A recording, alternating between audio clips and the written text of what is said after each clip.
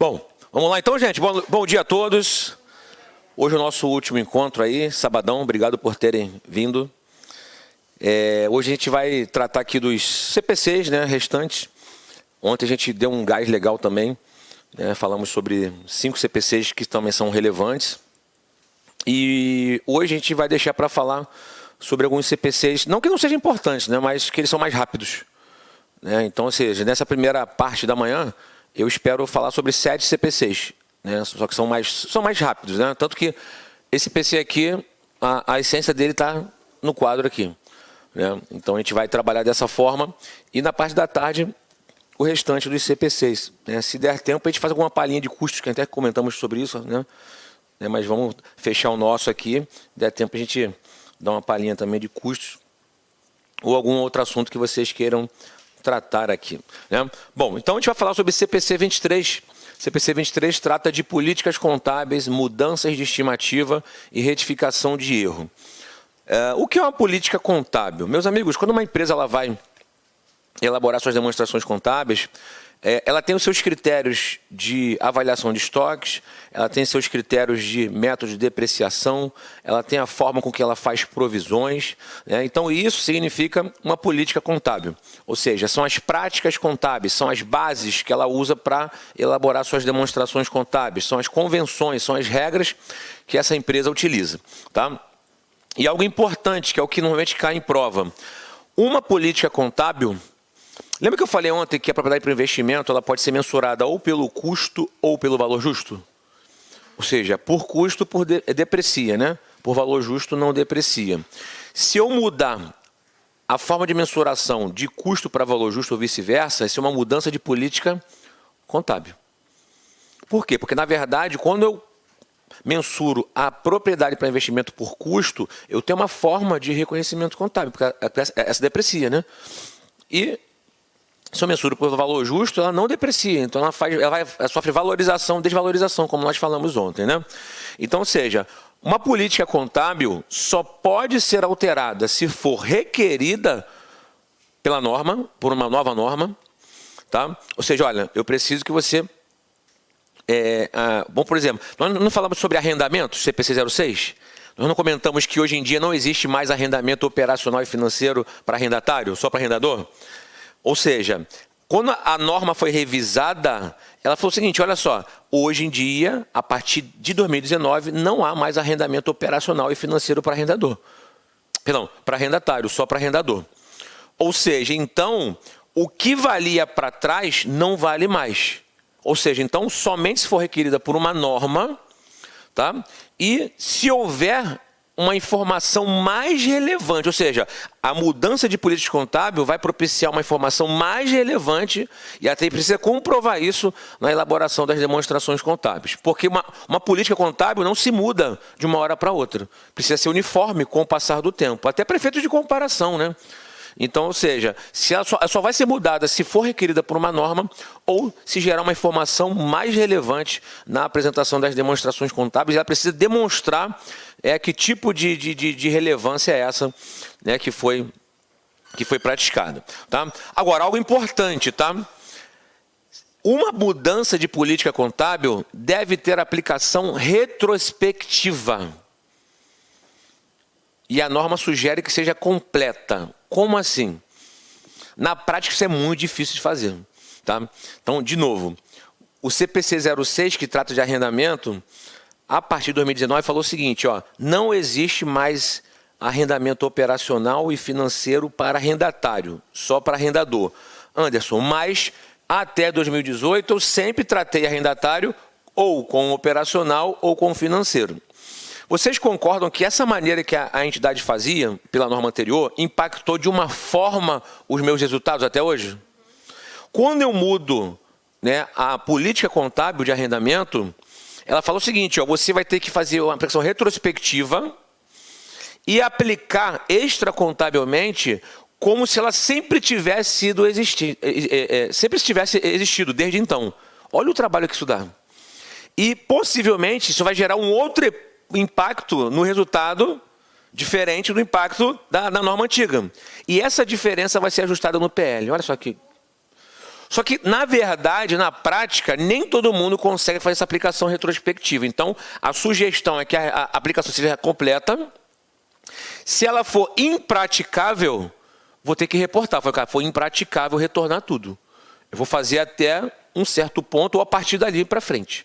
Tá? Então, ficar atento sobre isso, porque na prova cai dessa forma. Ou seja, mudança de política contábil é a cultura da empresa, é a prática contábil, não se pode alterar a bel prazer. Ou se for determinado por uma nova norma, ou se gerar uma informação mais relevante. E a ideia é que essa aplicação, ou seja, essa mudança de política contábil seja retrospectiva. Por que a norma fala que é retrospectiva? Para permitir comparação. Mas nem sempre eu vou poder voltar para trás muito. Por conta de vários fatores. Eu já distribuí dividendo, já fiz investimento, enfim. Nem sempre é possível isso. Ok para vocês aqui? Tá? Bom, então o que seria a mudança de política contábil? Eu mudar o meu estoque de custo médio para PEPs, por exemplo, ou PEPs para custo médio. Eu mudar a minha depreciação de método linear para a soma dos dígitos. É eu mudar a mensuração da minha propriedade para investimento de custo para valor justo. Isso são mudanças de políticas contábeis. Beleza? Tá? Bom, aí agora temos aqui, essa é mais fácil, tá? Mudança de estimativa. O que é a mudança de estimativa? Né? É uma alteração no consumo periódico de ativos ou passivos decorrente de novas informações ou inovações. Então, por exemplo, depreciação. A vida útil estimada. O nome está dizendo, né? Vida útil estimada. Então, quando eu compro um equipamento, embora a legislação tributária determine um percentual de depreciação, o correto é que a empresa estime a vida útil econômica daquele bem. Só que quem garante que, de fato, a vida útil econômica que eu estimei no início vai ser aquela mesmo? Por isso que a norma fala... Oi? Pois não será, né? Por isso que ele fala que a cada ano você tem que revisar a vida útil. Então, por exemplo, quando eu comecei a comprar a máquina, eu estimei em 10 anos a vida útil. Mas chegou no segundo ano, eu falei, cara, essa máquina não vai durar mais 8 anos, vai durar no máximo 5. Então, eu vou fazer uma revisão da vida útil. E essa mudança de estimativa, né? Essa mudança de vida útil é uma mudança de estimativa. Ou seja, só que aí... O que já depreciou, não volta mais atrás, porque à época parecia ser correto falar de 10 anos. Só que agora, com base no meu consumo atual, com base na minha forma de utilizar, ou com base numa tecnologia que me propicia utilizar o ativo de forma diferente, eu vou ter que mudar o quê? A estimativa de vida útil desse bem. Então, ou seja, olha, não vai durar mais 8 anos, vai durar 5 agora. Então, ou seja, isso é uma mudança de estimativa contábil. Consegue perceber a diferença da política para a estimativa? Tá? Na política, eu mudei o método de depreciação. Mudei de linear para a soma dos dígitos ou de linear para unidades produzidas. Aqui não. Aqui eu estou seguindo o método linear, mas a estimativa que eu tinha vai ser ou reduzida ou aumentada. E o legal aqui é que eu não tenho que me preocupar para trás. A aplicação é prospectiva, dali para frente. Ok para vocês? Tá? E eu tenho aqui a retificação de erros. Né? Lembra que na DLPA nós falamos de ajuste de exercícios anteriores? Né? Ou seja, uma retificação de erro é justamente ou uma omissão ou uma incorreção de uma informação na demonstração contábil, que pode decorrer de erros matemáticos, de interpretações equivocadas ou até fraude. Uma tentativa de fraude pode gerar uma contabilização indevida, proposital, e eu identificar isso em algum momento. Tá? Essa também tem uma aplicação retrospectiva. Só que a diferença aqui é o seguinte, essa aplicação retrospectiva será feita no primeiro conjunto de demonstrações contábeis após a descoberta do erro. Então, qual é a lógica ali? Eu estou praticando erro desde 2018. E visualizei isso em 2022. Então, em 2022, eu vou fazer tentar corrigir esses erros que são praticados desde 2018, em 2022. Ok para vocês? Ou seja, eu não posso mais abrir o balanço, abrir a DRE, nada disso. O impacto do patrimônio líquido, né, no patrimônio líquido, vai ser ajustado agora no patrimônio líquido de 2022. Então, essa é a lógica aqui. Tudo bem para vocês? Beleza? E é basicamente isso. CPC 23 é basicamente isso. Tá? Querem fazer alguma pergunta específica sobre política, mudança de estimativa e estimação de erro? Sim, ficou alguma dúvida em relação a isso? Tranquilo? Os dois primeiros dão. Perdão, desculpa. O primeiro e o último. O primeiro dá uma diferença gigantesca. Porque que acontece? Eu tenho um problema aqui, que a gente vai falar daqui a pouco sobre isso, que para mim é o CPC mais chato, que assim, é o único que eu não gosto assim, de falar. Né? É o tributo sobre o lucro. Cara, eu tenho uma versão à parte tributária brasileira. Né? Oi? 32. Porque, na verdade, a gente tinha falado das diferenças temporárias entre base contábil e base fiscal. Aí eu vou ter que ter uma maneira de explicar isso sem abrir muito. Embora no material de vocês tenha detalhes, né? Detalhes disso. Assim, o primeiro dá trabalho, porque eu tenho que votar tudo. Mas tem empresa que, vou votar porcaria nenhuma, eu vou fazer daqui para frente. Mas aí perde incomparabilidade. Né? Pode ser que a auditoria aceite ou não. Aqui também vai dar trabalho, porque, de qualquer forma, quando eu detectei o erro de 2018 e 2022, já afetou meu PL, já distribuí lucro, já fiz reservas, já paguei tributo sobre aquilo. Quando eu faço o ajuste para mais ou para menos, tem um efeito tributário também, que eu preciso depois reconhecer isso também. Olha só o problema. Né? Então, os dois, aliás, o primeiro e o último dão bastante trabalho, né? Trabalhoso. Então, vamos aqui, questão número 5 da aula 6.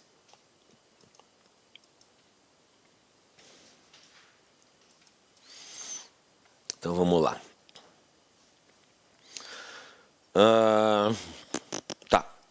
Nos termos do CPC 23, que trata de políticas contábeis, mudança de estimativa e retificação de erros, a entidade deve selecionar suas políticas contábeis e aplicá-las de forma uniforme em transações semelhantes.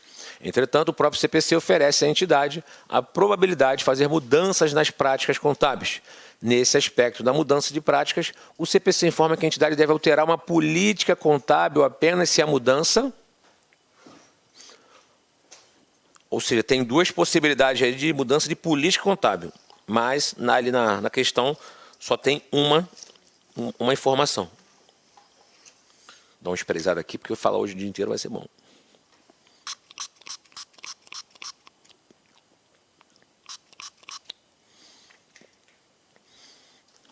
Ou seja, mudança de política contábil só pode existir quando?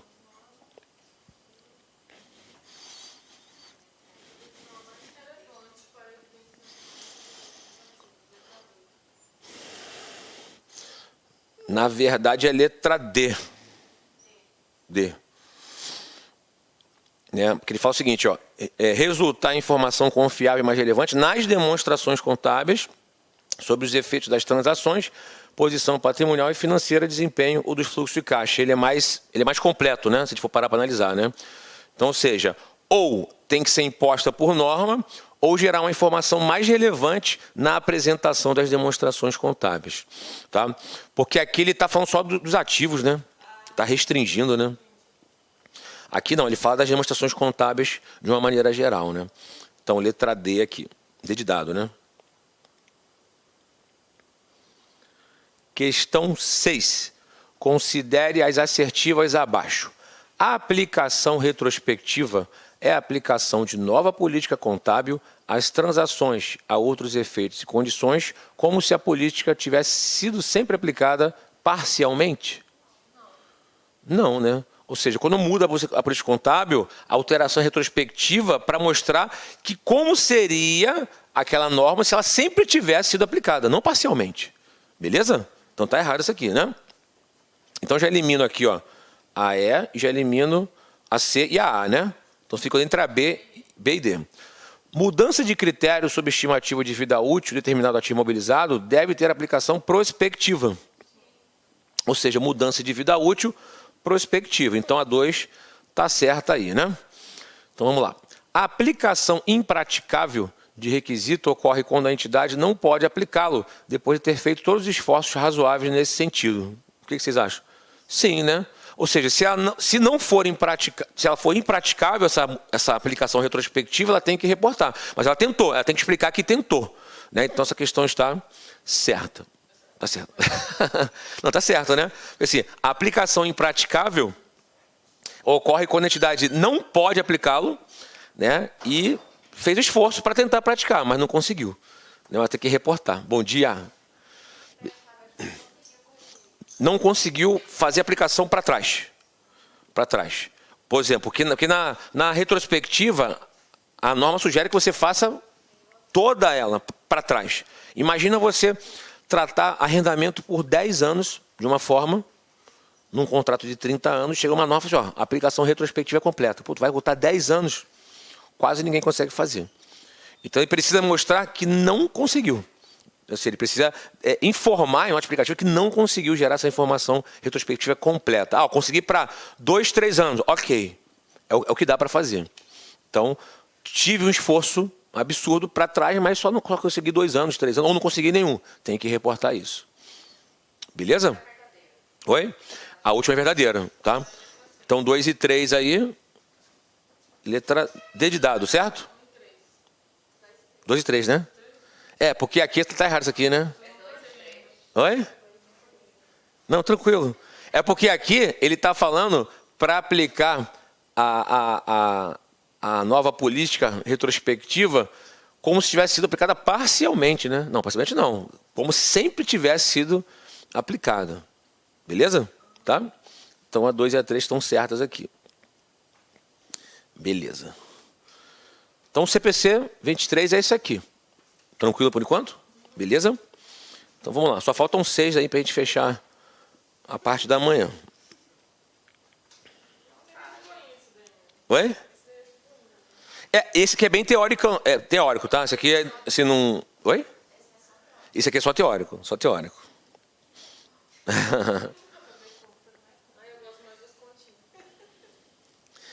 Vou falar agora de informação por segmento. Esse também vai ser tranquilo.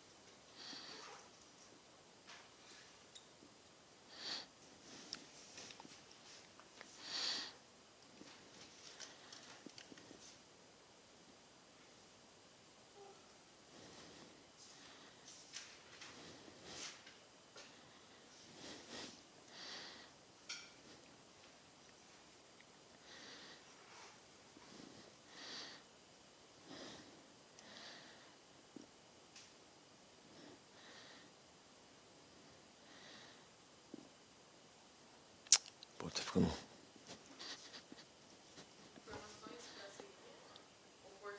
Por segmento, por segmento.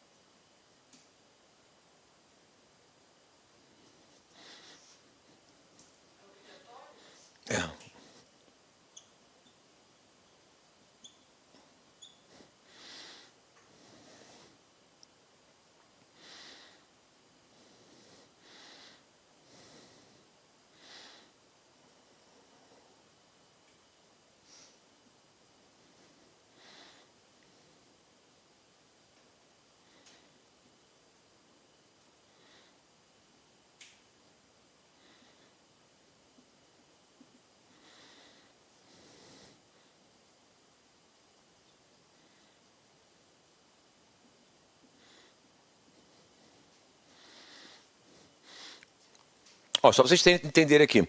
Lembra que ontem nós falamos sobre os segmentos de aves, suínos e bovinos? É um tipo de informação por segmento. Ou seja, foi uma DRE, vamos dizer assim, demonstrada por segmento. Tá? Então, assim, para quem aplica as FRS, os CPCs de forma full, eu preciso informar por segmento. Então, por exemplo, se vocês forem ver o balanço patrimonial, a demonstração contábil de uma grande empresa, elas vão destrinchar a DRE por segmento operacional.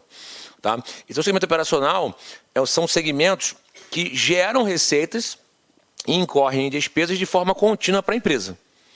Tá? Podem ser regularmente revistos pela administração para fim de tomar decisão e, o mais importante, que possuam informações financeiras individualizadas. Ou seja, eu só consigo informar por segmento porque eu consigo informar de forma individualizada essa informação. É quase uma informação gerencial. Tá? Por que gerencial? Porque, na verdade, para fins tributários, a Receita Federal pouco está se lixando qual é o segmento que está gerando mais receita. Ela quer saber qual é a receita total. É a DRE normal, que a gente está acostumado. Agora, para muitos acionistas, é importante entender qual é o segmento que está gerando mais renda, mais receita, mais lucro e por aí vai. Tudo bem para vocês? Tá? E quais são os segmentos divulgáveis? Né? Ou seja, quais são os segmentos que são obrigatórios terem a sua divulgação? Né? Precisa ser um segmento operacional, ter essa condição aqui, e qualquer um desses parâmetros, qualquer um dos, não são os três ao mesmo tempo. Por exemplo, se o lucro daquele segmento ele for superior a 10% do somatório de todos os segmentos em conjunto. Tá? Eu vou mostrar um exemplo aqui prático. Se a receita daquele segmento for superior a 10% do que o somatório de todos os segmentos operacionais. Ou se o ativo total desse segmento for superior a 10% ao total de todos os segmentos operacionais. Agora, claro e evidente, se tiver todos os segmentos dando lucro e um prejuízo, esse cara que é o prejuízo ele vai ter que ser também reportado, porque o cara é o único que está destoando ali, né, e também vai ser reportado. Agora, o importante são os obrigatórios. A empresa pode tentar divulgar outros segmentos, mas os obrigatórios são esses caras aqui. Ok para vocês?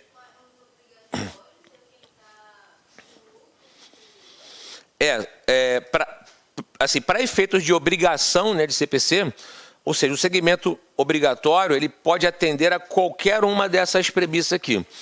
Ou o seu lucro daquele segmento ele é de 10% acima, né, do que o lucro de todos os segmentos juntos, né? Ou a sua receita 10 ou mais por cento do que todas as receitas juntas, ou os ativos sejam 10% a mais, né, do que todos os segmentos juntos. Porque mostra uma certa relevância.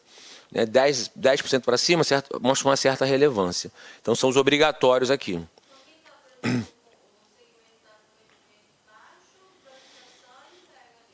Não é obrigado a divulgar. Não é obrigado. A empresa pode fazê-lo, tá? Mas eu não sou obrigado a fazer. Tá?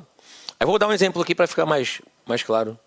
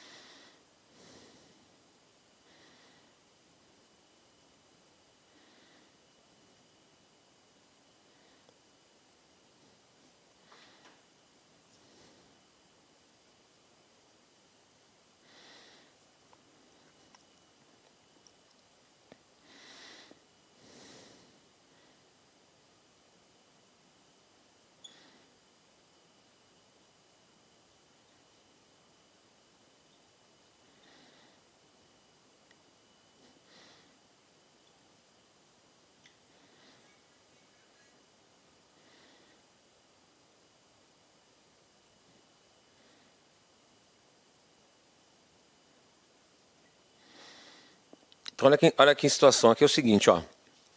Tem 4 segmentos, né? Segmento A, receita de 40, B de 50, C de 100, D de 10. Se eu somar, 200. Então, ou seja, quais são os segmentos que são obrigatórios serem divulgados? Então, tem que olhar aqui, ó, 10% a mais vai dar o quê? 20 mil, né? Esse divulgo, esse divulgo, esse divulgo, esse não divulgo. Ok? Certo? Ó, então vamos lá. Ó, não. Segmento que vai ser divulgado. Aqueles que possuem ou lucro de 10% acima de todos os segmentos, ou receita de 10% acima de todos os segmentos, ou ativo total de 10%. Tem que somar tudo. No caso aqui, passou de 20 mil, eu sou obrigado a divulgar. Não que eu não possa divulgar esse cara aqui, mas eu não sou obrigado a divulgar.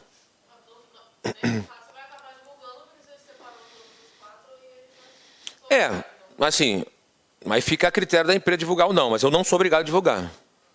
Tá?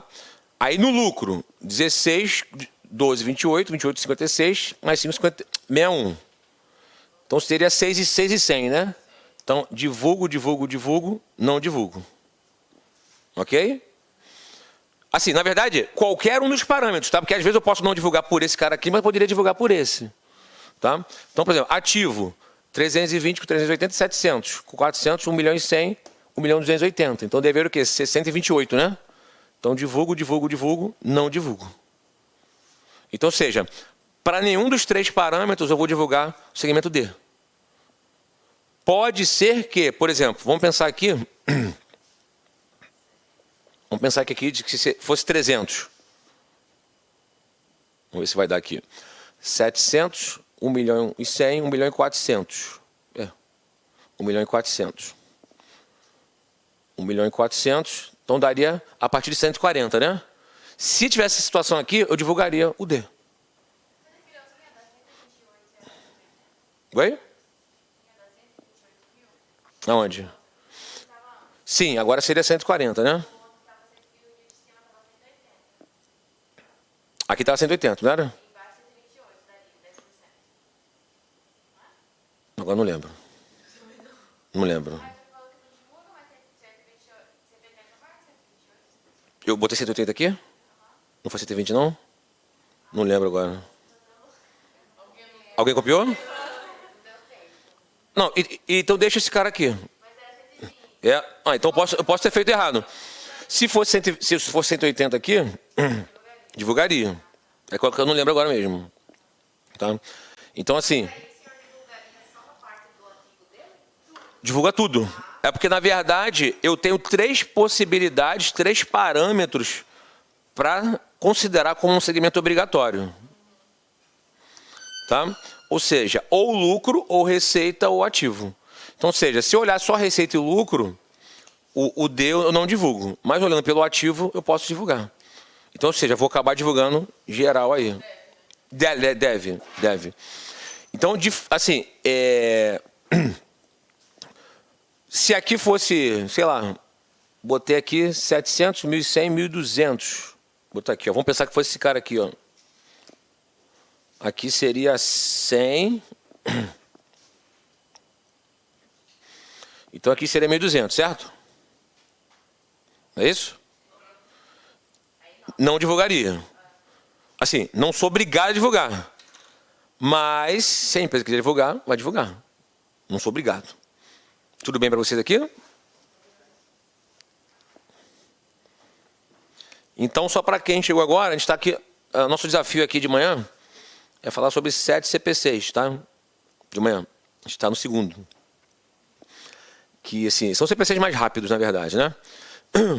Então, ou seja, esse CPC aqui fala do CPC 22 e trata de informação para o segmento. Lembra que nós falamos ontem do segmento de aves, bovinos e suínos? É uma informação para o segmento. Eu estou dividindo a DRE por tipo de segmento. Né? Então, o segmento operacional é um segmento que gera receita, incorre em despesa de forma contínua para a empresa. Né? Os gestores podem tomar decisão, tudo mais, e que tenha informação financeira individualizada. Tá? Então, assim, a norma fala o seguinte, olha só, quais são os segmentos que são obrigados a divulgar? Segmentos que são considerados operacionais e que tenham atingido qualquer um desses parâmetros aqui. Ou seja, eu vou dividir por segmento as minhas receitas. Então, eu vou pegar o seguinte, se tiver um segmento que o seu lucro individual ele é 10% acima do lucro de todos os segmentos, eu sou obrigado a divulgar. Ou, se a receita daquele segmento ele 10 ou mais por cento acima do que a receita de todos os segmentos, sou obrigado a divulgar. Ou, repara que eu estou falando ou, né? Que são 3 hipóteses. Ou o ativo total daquele segmento ele é superior a 10% do que a soma de todos os ativos daqueles segmentos. Né? Então, eu dei 4 segmentos aqui, informações hipotéticas de receitas, lucros e ativos. Então, ou seja, somei todas as receitas dos segmentos, cheguei a 200. Então, o obrigatório é o quê? 20 mil para cima. Então, aqui, divulgo, não divulgo. Vamos pular para o segundo parâmetro, lucro. 16 com 12, 28, 56, mais 5, 61. A partir de 6.100, né? Divulgo, não divulgo. E o ativo, 320, 380, 400 e 100, dá 1.200, 1.200.000. A partir de 120 mil, não divulgo. Aliás, não sou obrigado a divulgar. A empresa pode divulgar. Beleza? Tá? Então, esse foi o contexto geral aqui do CPC 22. Tá? Bom, feito isso,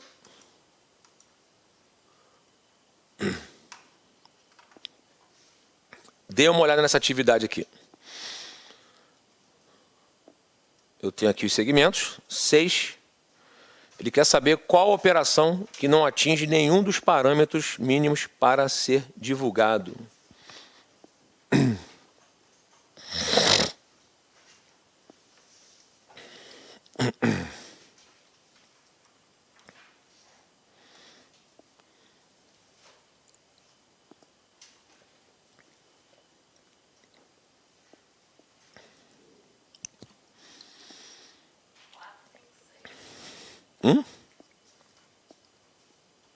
Eu tenho que fazer com calma, né? Eu tenho que olhar esse. Eu preciso ter um que não vai divulgar por nenhum dos parâmetros.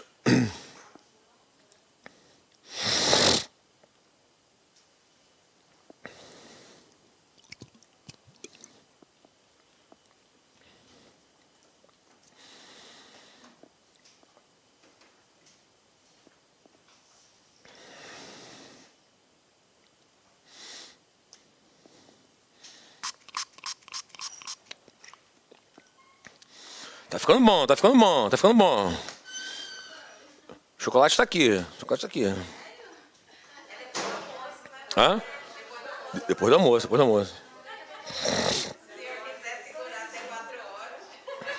Então, essa é a tática, essa é a tática.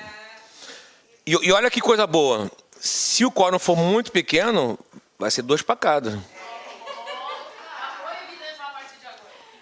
Lá no Rio, a gente faz isso lá no Rio. Lá no curso do CRC. Eu acho que eu falei, eu contei para você, não contei? Aí é assim, o pessoal... Agora não, porque agora é aula online, né? Mas quando era presencial,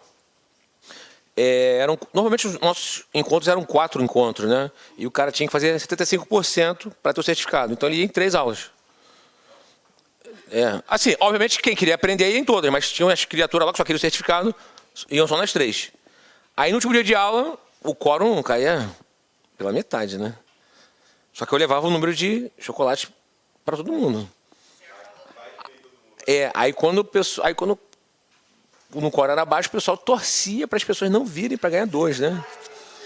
Aí teve uma vez que eu falei assim, professor, e aí? Vai dar para dar 2? Eu falei, não sei, porque eu trouxe 60 aqui. Tem 30, se chegar mais um, dá ruim. Quando no 31º...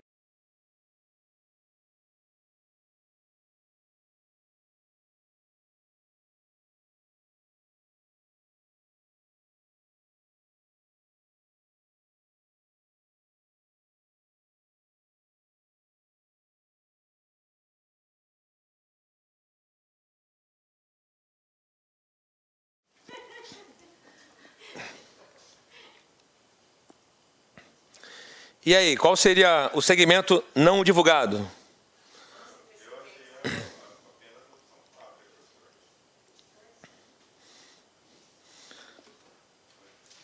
Se eu olhar os ativos aqui, eu teria que ter ativos superiores a 82 mil e pouquinho, né? Então, esse divulga e esse divulga. Certo? Certo? Vamos para a receita. 463.840. Teria que ser a partir de 46 mil, né? Esse divulga, esse divulga, esse divulga. Então, ou seja, o 5 eu não divulguei por ativo, mas divulguei por receita.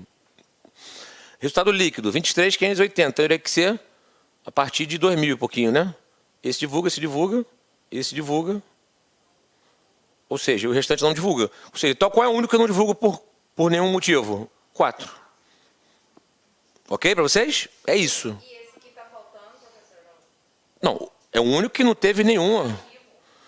Então, mas aqui a questão é o seguinte, ó. Aqui eu divulguei, ó. Aqui eu divulguei, entendeu? O problema é que aqui ele não divulgou nada, né? Nos outros. Agora, o importante é o seguinte: se eu só tivesse um negativo, eu teria que divulgar. Porque é um, assim, se eu tivesse só um, por exemplo, todo mundo no lucro, um só negativo. Pô, depois ele editou, aí eu tenho que divulgar, explicar por que ele deu prejuízo, entendeu? Mas nesse caso aqui, aí não teve jeito, porque como eu já divulguei esse cara aqui, se eu tenho 2 com prejuízo, então a princípio, né? Então ele vai ser o único que não vai ser divulgado. Tudo bem para vocês? Essa é a lógica do CPC 22.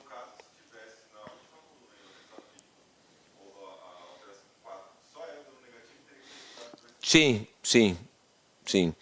E se o resultado líquido fosse negativo total, faria o mesmo parâmetro, de 10%. Né? Ou seja, olha, deu 23 mil negativos. Ou seja, aqueles que tiverem 10% negativos ou mais, teria que ser divulgado. A gente fala de lucro aqui porque parece óbvio que vai dar lucro, né? Mas se for prejuízo também é da mesma forma. Beleza? Tá? Então, dois CPCs para conta. Então, vamos lá. Vamos para o próximo. Deixa eu ver qual que está na sequência aqui.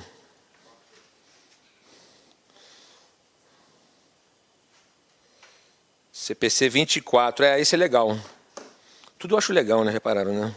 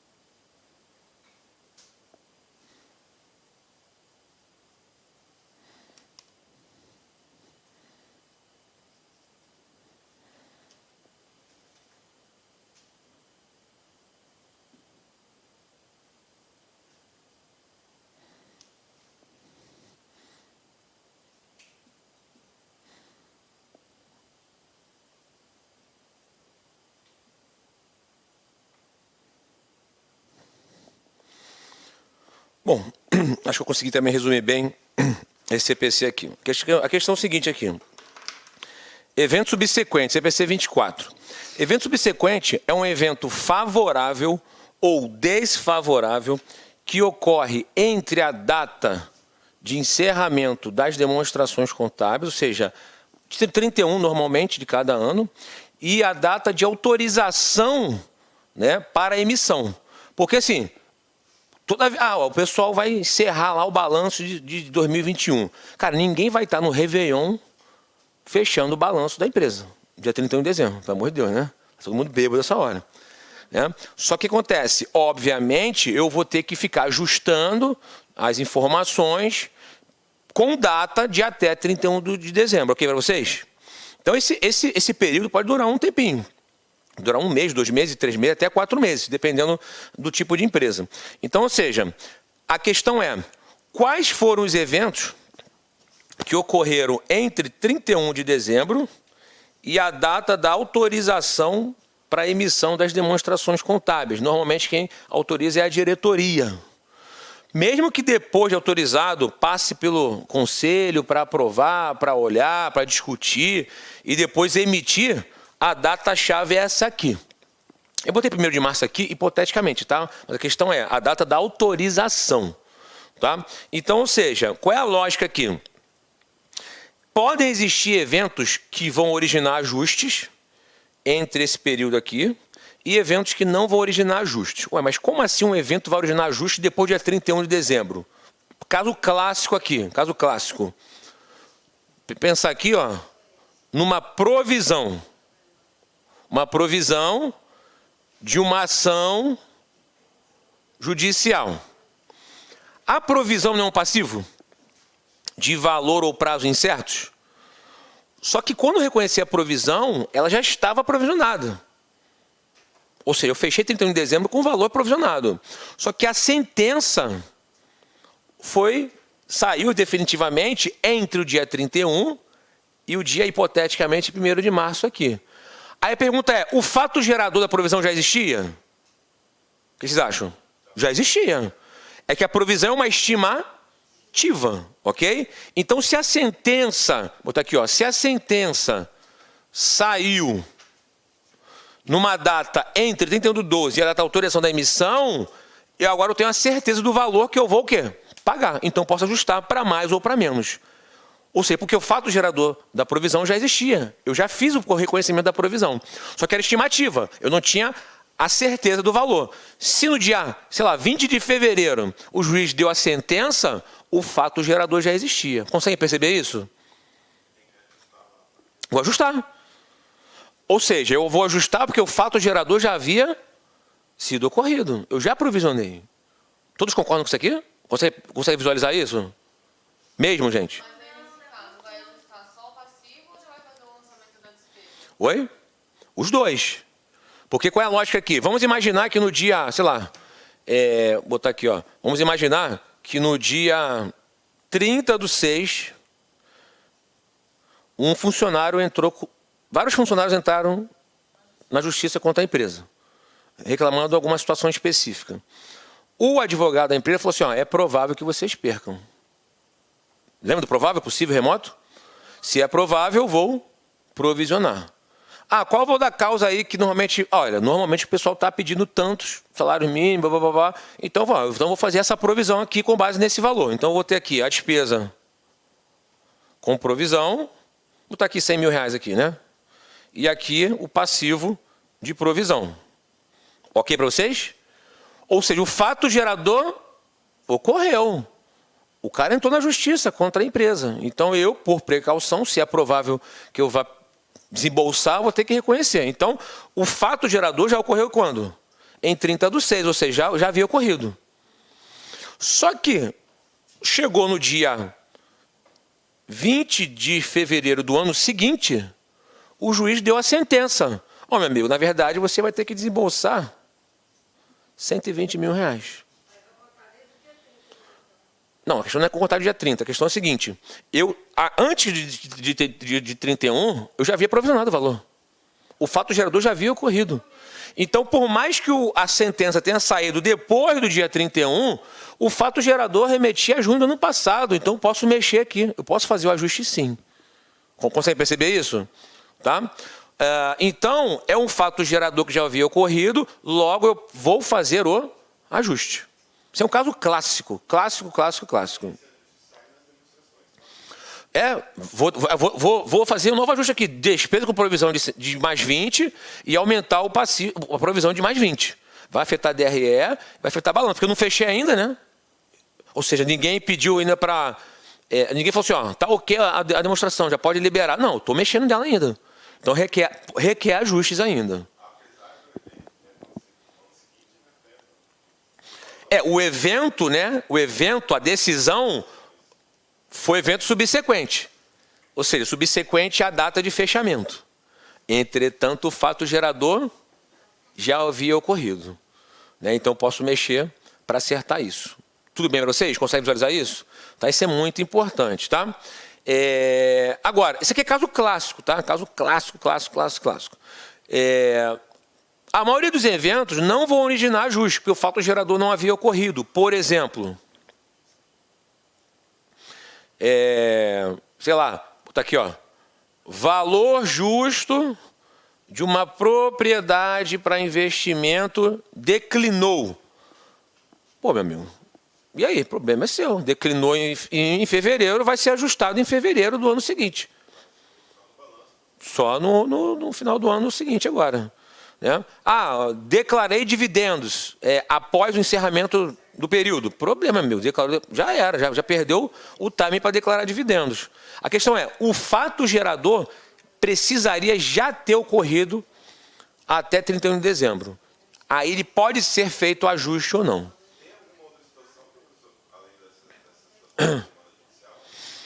Cara, essa é a mais clássica, tá? Mas, por exemplo, retificação de erros. Né? Nós não falamos hoje aqui, logo no início, CPC 23, é que vocês não tinham chegado ainda, né? Eu falei de políticas contábeis, mudanças de estimativas, retificação de erros. O que é retificação de erro? Eu detectei um erro numa demonstração passada. Aí vamos imaginar que eu estou mexendo nas demonstrações contábeis em fevereiro de 2022 e detectei um erro de reconhecimento contábil de outubro. Ou seja, detectei um erro ou tentativa de fraude. É um ajuste, é um evento que vai originar um ajuste. Ou seja, por quê? Porque o erro já tinha sido ocorrido. Ou a fraude tinha sido tentada em 2021. Eu detectei em 2022. Então, também é um outro evento muito clássico. Eventos, né, que tratam de retificação de erros de períodos anteriores. Então, 2 exemplos clássicos aqui são esses 2. Tudo bem para vocês? Tá? E é basicamente isso aqui, tá? O CPC 22 é isso aqui. Tá? Por isso que eu falo que ler a norma por si só, sem ler, talvez não seja tão produtivo, tá? Então, deixa eu colocar aqui 2 questões que envolvem isso.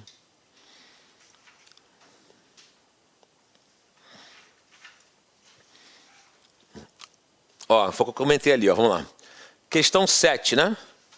Em 1º de março de 2013, os diretores da Companhia X autorizaram a emissão de suas demonstrações contábeis para o seu Conselho de Administração, formado integralmente por não executivos. Em 10 de março, as demonstrações contábeis foram aprovadas pelo Conselho de Administração. Em 15 de março, foram disponibilizados para acionistas. Acionistas aprovaram em 31 de março e depois foram registrados na Comissão de Valores Imobiliários de 5 de abril. Você falou uma porra de data aí para perturbar o juízo, né? De acordo com o CPC 24, os eventos subsequentes são os que ocorrem entre dia 31 de dezembro e... É só olhar ali, ó. Hã?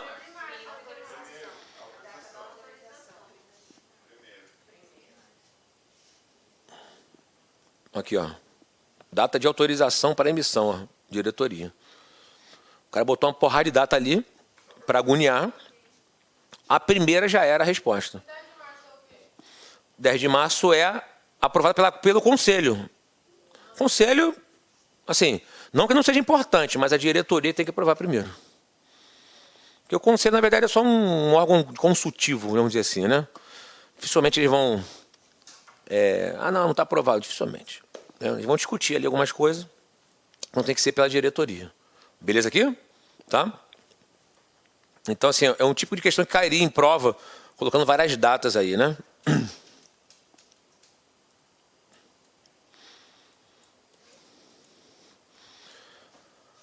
De acordo com o CPC 24, as alternativas a seguir são exemplos de eventos subsequentes ao período contábil a que se referem as demonstrações contábeis.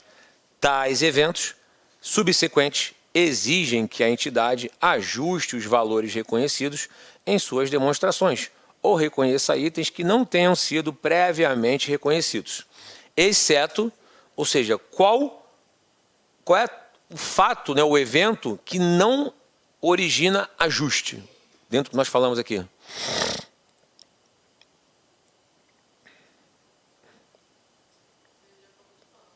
Oi?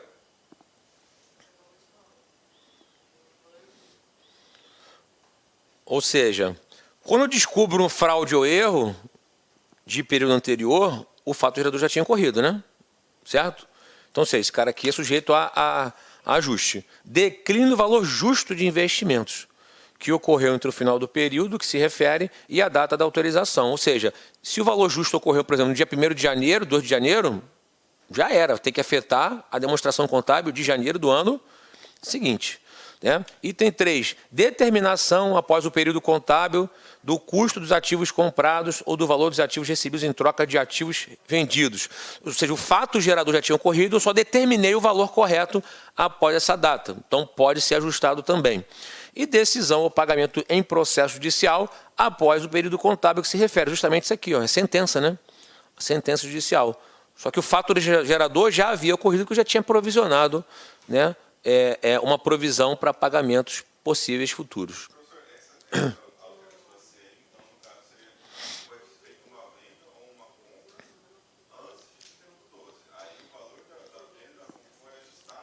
Isso. Ou seja, por algum motivo específico, eu ajustei o valor do custo e o valor da venda, mas o fato gerador já havia sido ocorrido. Né? Assim, isso não é algo muito comum acontecer, né? Mas, né, como ele já falou que o fato já tinha sido ocorrido, ou seja, eu estou determinando o custo efetivamente depois que eu vendi. Né? Então, o fato gerador já ocorreu, então esse fato posterior, esse evento posterior, ele é possível de fazer ajustes. Beleza? Tá? Então, aqui, 8, letra B de bola, sem dúvida alguma. Tudo bem para vocês, gente? Conseguiram perceber aqui? Minhas amigas aí, estão tranquilo? A questão aqui do fato gerador já ter ocorrido, ficou claro? Beleza? Show de bola. Vamos para o próximo. Ativo biológico e produto agrícola. Professor, cada CPC tem que fazer uma coisa diferente, né? Não entendi? Cada CPC, aí quando envolve cálculo, nunca é igual. Não, na verdade, né, o CPC ele trata de assuntos sempre diferentes. Né? Repare que aqui, em vários, eu nem estou fazendo cálculo, né? É mais interpretação. Né? Ativo biológico é a mesma coisa, a não ser que a banca resolva misturar com o valor justo. Né? Lembra do valor justo, que a gente falou do mercado principal e mercado mais vantajoso? Ele pode misturar o ativo biológico no mercado principal, no mercado mais vantajoso, mas o ativo biológico normalmente também é interpretação, é só teórico. Né? Então, assim, cada assunto da contabilidade tem um CPC específico para isso. Né? Então, assim, às vezes, o cálculo é o de menos. Né? A contabilização é o de menos. Né?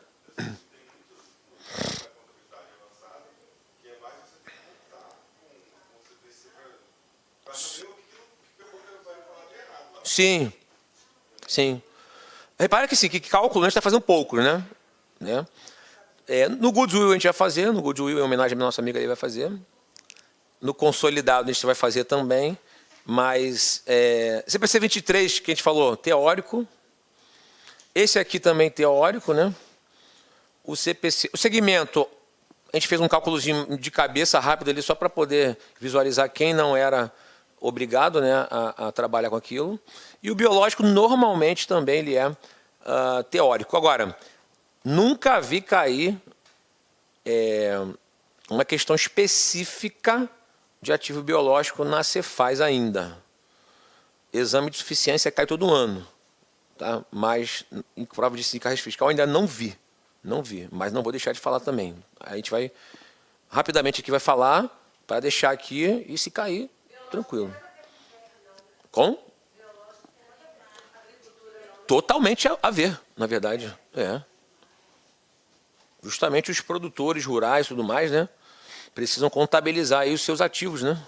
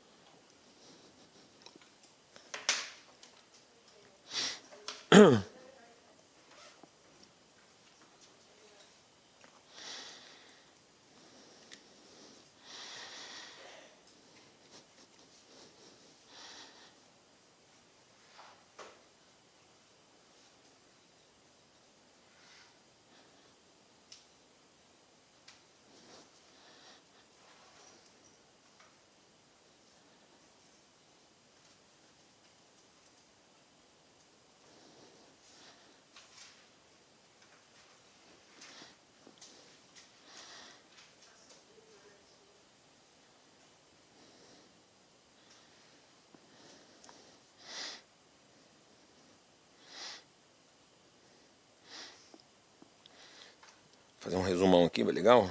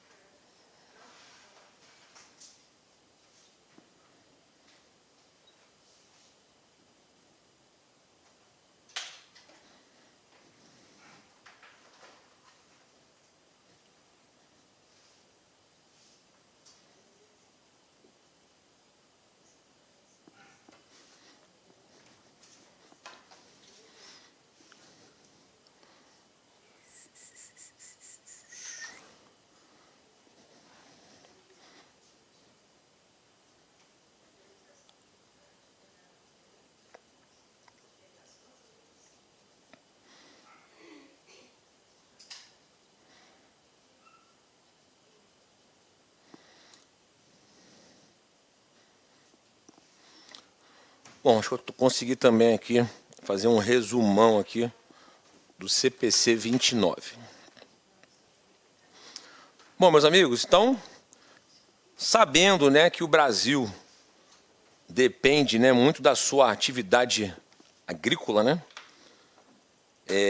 precisou ter não só o Brasil, né, qualquer país que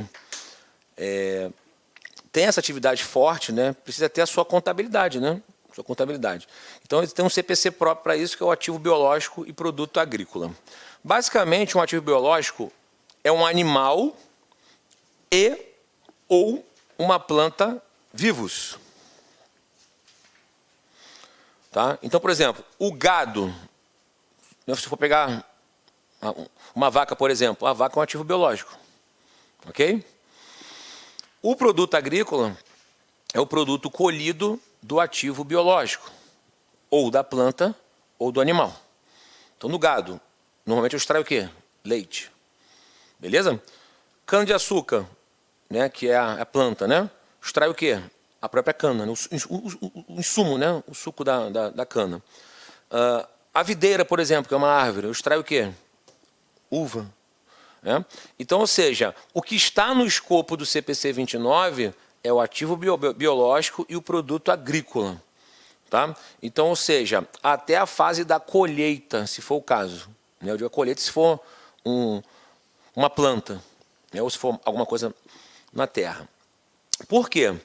Quando, por exemplo, o leite ele sai do produtor rural e vai para uma indústria, ele passa por um processo de transformação, não é isso? Aí ele pode virar o quê? Queijo, requeijão e entre outros. Já não é mais CPC 29. Já é CPC 16. Por quê? Porque a indústria, quando pega esse cara, é como se fosse um insumo para ele. Ele compra o leite, né? A matéria-prima, e vai transformando em queijo e em outros produtos resultantes. Então, ou seja, esse processo após a industrialização já não cabe mais o CPC 29, cabe o CPC 16. Então, ou seja, o produto agrícola é o último estágio do CPC 29. Porque dali ele vai sofrer o processo de transformação. Consegue perceber isso? Né? Ou seja, a uva colhida, vai fazer o quê? Vinho, na maioria das vezes, ou suco de uva, que seja, industrializado. Né? A cana vai virar o quê? Açúcar industrializado, né? Na maioria das vezes. Então, esse processo de industrialização já não compete mais ao CPC 16, e sim ao CPC 29. Tá? Agora, algo importante, não sei se vocês vão lembrar disso. Quando eu conceituei ativo imobilizado, eu falei que um dos ativos imobilizados são as plantas portadoras.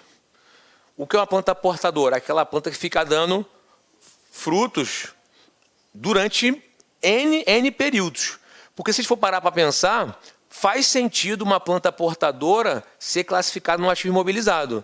Por quê? É um ativo tangível, está lá, utilizado na atividade fim da empresa, que aí é a produção rural, que espera-se que vai utilizar por mais de um período. Então, total, né, a planta portadora ser classificada no ativo imobilizado. Tudo bem para vocês aqui? Oi? Sim. Sim. Não, tem N, né? N exemplos aí, né? Então, ou seja, eu preciso, então, entender até que ponto o CPC 29 vai. E basicamente é o seguinte, o ativo biológico, ele ou vai ser mensurado pelo valor justo menos as despesas de venda, os gastos para vender, ou, se eu não conseguir mensurar, o custo para a extração menos a depreciação acumulada daquele ativo biológico, se eu conseguir identificar isso, né? Olha, por quanto tempo aquela videira vai ficar me dando frutos, né? Menos qualquer perda por valor recuperável. Claro que precisa ser pessoas muito específicas para chegar a essa conclusão, né? Então, assim, a gente não está aqui querendo entrar... como que o cara vai fazer isso? Não, a gente não está querendo entrar nesse mérito. Está falando o seguinte, como é que eu mensuro na contabilidade isso? Ou é o valor justo menos despesa de venda, ou o custo menos depreciação, menos qualquer perda por impairment. Agora, o produto agrícola obrigatoriamente é valor justo menos despesas de venda. Que aí seria a commodity, vamos pensar assim. Né? E a commodity é o quê? Preço de mercado. Né? Por exemplo, a soja não é uma commodity? É um produto agrícola. né? O trigo não é uma commodity? Então, é um produto agrícola. Então, é um produto agrícola, né? Então, ou seja, esses caras, obrigatoriamente, valor justo menos despesas de venda. Oi? Então, a commodity ela está pronta para ser industrializada, né? Ou seja, é o produto bruto que pronto para ser industrializado. Ou seja, farinha, o trigo, né? Pode ser um monte de coisa, né? Soja, pode servir para um monte de coisa e tudo mais, né?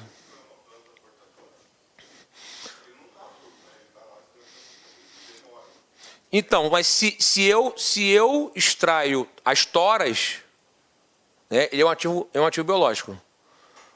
Né? Porque assim, o eucalipto eu faço o quê? Eu extraio as toras de madeira, né? Então, o seu ativo biológico seria o eucalipto e o produto agrícola as toras de madeira.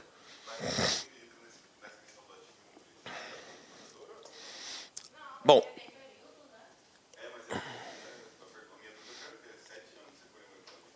entendi. Então, essa mensuração depende muito de que tipo de árvore é, para quanto tempo vai. Por isso eu falo, essa especificidade não cabe a gente entrar nesse mérito, né? Mas a questão a planta portadora precisa ter todas essas condições do ativo imobilizado, né? Entretanto, ela pode ser considerada um ativo biológico se ela atender essas condições aqui. Ou seja, ela gera, né, um produto agrícola que pode ser colhido ou pode ser extraído e que posteriormente vai virar um produto resultante. Né? Então, ou seja, quando eu falo que é animal ou planta vivo, né, eu não posso restringir uma planta portadora aqui. Eu não posso estar restringindo. Eu posso ter uma planta portadora aqui como ativo biológico também. Tá? Beleza? Porque assim, o ativo biológico ele pode vir a ser um ativo imobilizado em algum momento. De repente, o tronco dela demora muito para ficar um corte para a coisa certa, de papel para outra coisa. Uhum. Mas a questão será que aquela planta permanece dando... Ou ela, uma vez encerrada, entendeu? Essa é a questão. Uma videira vai ficar permanecendo, né? Direto. Exatamente. E o ativo biológico, ele não continua. Se ele continua, ele já é um ativo imobilizado. Não, assim, eu não quero que vocês fiquem preocupados com isso, não. Só estou comentando que eu posso ter uma planta portadora, tá? Aquela planta que vai ficar dando frutos por diversos períodos, e ela é um ativo mobilizado. Tá? Não significa que um ativo biológico não possa ser mobilizado. Um ativo biológico é uma característica de ativos. Beleza? Tá? Eu posso ter um ativo biológico como sendo imobilizado, não tem problema nenhum. Assim, não existe um subgrupo, né, de não circulante chamado ativo biológico. É uma característica de determinado tipo de ativo. Ou seja, por exemplo, esse cara aqui pode ser estoque, se a gente for parar a pensar, já o produto agrícola, né, o estoque do produtor rural, né? E aqui pode ser, talvez, um ativo imobilizado. Né? Aí depende muito. Ou seja, qualquer planta portadora é chamada de ativo imobilizado. Tá? Então, ou seja, o mais importante é entender a diferença do ativo biológico, que é a planta ou animal onde vai gerar algum produto agrícola, ou pela extração, ou pelo abate, né? Ou por corte, por algum motivo específico. Né? Esse é o ponto que a gente precisa entender.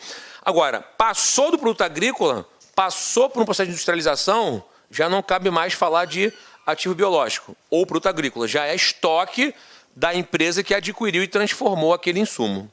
Beleza? Ok? Perdas acumuladas. Mais tranquilo aqui mesmo, gente? Beleza? Tá?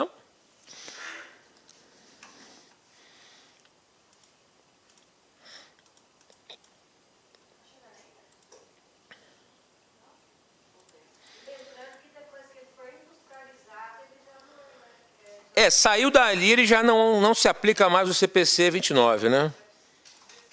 Vai para o 16. 16 da empresa que comprou, né? Que industrializou, na verdade, né? o palmito, o queijo, tudo da rapadura, tudo vai com 16, né? Isso. Oi?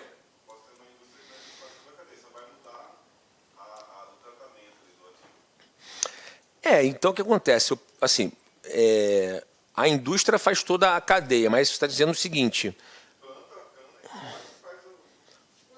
Não, ok, não tem problema nenhum. Oi? Não, não tem problema. Se ela tem esse poder, não tem problema nenhum. Não deixa de ser ativo biológico por causa disso, não, entendeu? Não deixa de ser. Mesmo CPC, não tem problema nenhum em relação a isso. A questão é, ela precisa de uma produção, porque assim, ela precisa ter a tecnologia para extrair, né, de uma planta ou de um animal o produto. Aqui, normalmente, a gente chama de produtor rural, mas nada impede de ser uma empresa especializada nisso. Sim, sim, sim. Sim, sim. Inclusive, assim, é o grande... Sim. Acho que o Mauro Blage, né, é o cara que manda aí, né? Como é que é? Ih, eu inverti o nome dele, né?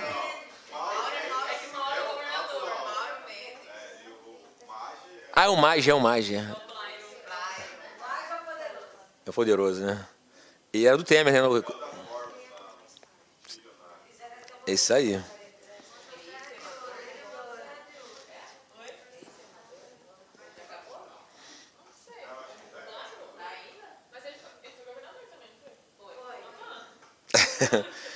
Então eu não errei de toda forma, não. Juntei os dois. Então, antes de fazer um intervalinho rápido aí, de 10 minutinhos, considerando que o que dispõe o CPC 29 e atendidos os requisitos de reconhecimento, o produto agrícola colhido de ativos biológicos da entidade, ou seja, o produto agrícola, deve ser mensurado como? Produto agrícola. Não, mensurado na contabilidade.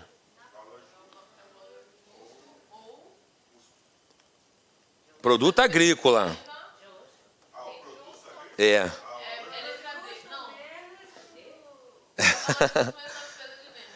Ou seja, o ativo biológico, ou ele pode ser por valor justo menos despesa de venda, ou pelo custo menos depreciação e tudo mais.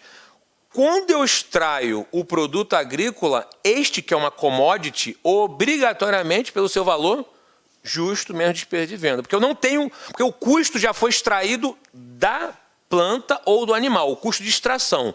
Uma vez chegando aquele cara ali, a mensuração dele por ser commodity é valor justo obrigatoriamente, menos as despesas de venda. Ok para vocês? Tá? Então aqui, obrigatoriamente, valor justo menos despesas de venda. Então aqui, letra D de dado. Tudo bem para vocês? Se ele fala do produto do ativo biológico, aí, cadê? Alternativamente, o custo ou valor realizável... Não, mas aí também não tá certo. Não teria. Não teria. Ele teria que falar o seguinte, ou a custo ou a valor justo. Aqui ele até já ajudou aí, porque realmente não teria nenhuma outra opção, mesmo que se fosse ativo biológico. Beleza aqui? Tá? Então são 10h27. 10 minutinhos para vocês beberem uma água, esticarem aí, tá? Ou seja, 4 CPCs, faltam só 3 para a gente fechar essa primeira etapa, estamos no caminho aí.